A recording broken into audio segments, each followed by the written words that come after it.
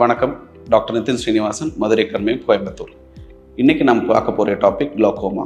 Glaucoma என்றால் நீர் அழுத்த நோய். அதாவது நம்ம கண்ணில் நீர் சுரந்துக்கிட்டே இருக்கும். இந்த நீர் சுரக்கிற நீர் ஒரு பாதை மூலமா, பாத்வே மூலமாக நம்மளோட ரத்த சர்க்குலேஷனுக்கு வந்துடும்.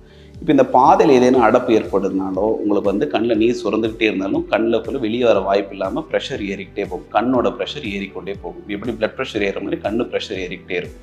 இந்த ப்ரெஷர் கண்ணில் இருக்க ஆப்டிக் நர்வ்னு சொன்ன கண் நரம்பை அழுத்தி ஒவ்வொரு நரம்பணுக்களாக செத்து போயிட்டே இருக்கும். அதுதான் ஆப்டிக் நியூரோபதி அப்படின்னு சொல்கிறது. இந்த குளோக்கோமா இருக்கிற பேஷண்ட்ஸ்க்கு எப்படி நம்மளுக்கு தெரியும்? அறிகுறிகள் என்ன அப்படின்னு கேட்டிங்கன்னா, குளோக்கோமா பேஷண்ட்ஸுக்கு நம்மளுக்கு பார்வை இழப்பு ஏற்படுதுன்றதே தெரியாது. கடைநிலை வரைக்கும் ஆரம்ப கட்டத்தில் நம்மளுக்கு பார்வை இழப்பு ஏற்படுறதே தெரியாது. அது எதனால் அப்படின்னா, குளோக்கோமானது ஃபீல்ட் ஆஃப் விஷன் அப்படின்னு சொல்லுவோம். ஒரு கண்ணை அடைச்சிட்டு பார்த்தீங்கன்னா, ஒரு கண்ணில் இந்த ஃபீல்ட் ஆஃப் விஷன் குறைஞ்சிக்கிட்டே வரும். அப்போ நம்மளுக்கு சைடில் இருக்கிற விஷன் குறைஞ்சிக்கிட்டே வரும். ஆனால் சென்ட்ரல் விஷன் நல்லாயிருக்கும்.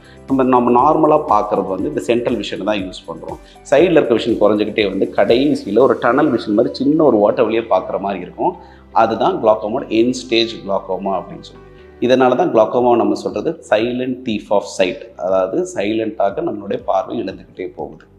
யாருக்கெல்லாம் குளோக்கோமா வரக்கான வாய்ப்பு இருக்கிறது? ஹை ரிஸ்க் இண்டிவிஜுவல்ஸ், 40 வயசுக்கு மேற்பட்டோர், ஃபேமிலி ஹிஸ்ட்ரி ஆஃப் குளோக்கோமா, அதாவது அப்பா அம்மாவுக்கு குளோக்கோமா, தாத்தா பாட்டிக்கு இருந்தாலோ அது குளோக்கோமா உங்களுக்கு வருவதற்கான வாய்ப்புகள் மிக அதிகம்.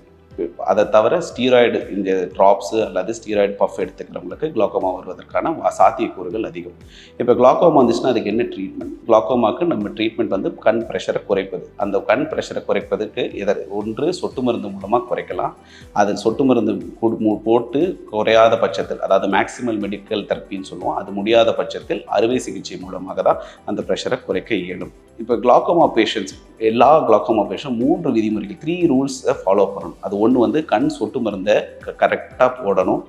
2வது, கண் டாக்டர் சொன்ன பரிந்துரைக்கப்பட்ட டைமுக்கு ஃபாலோ அப்பில் இருக்கணும். அதாவது 3 மாதங்களுக்கோ 6 மாதங்களுக்கோ வர சொன்னாங்கன்னா அந்த டைமுக்கு அவருக்கு பார்த்து ப்ரெஷர் செக்அப் செஞ்சுக்கணும். 4வது, எந்த காரணத்தினாலும் சொட்டு மருந்து நிறுத்தவே கூடாது. இப்போ எங்களுக்கு தீர்ந்து போச்சுங்க, இப்போ மருந்து கிடைக்கலைங்க, டாக்டர் பார்க்க அப்பாயின்மெண்ட் கிடைக்கலனாலும் சொட்டு மருந்து மட்டும் வாங்கி போட்டுக்கிட்டே இருக்கணும். ஏன்னா ப்ரெஷர் ரைஸ் ஆகாமல் பார்த்துக்கிறது மட்டும்தான் நம்மளுடைய முடியும். நன்றி, வணக்கம்.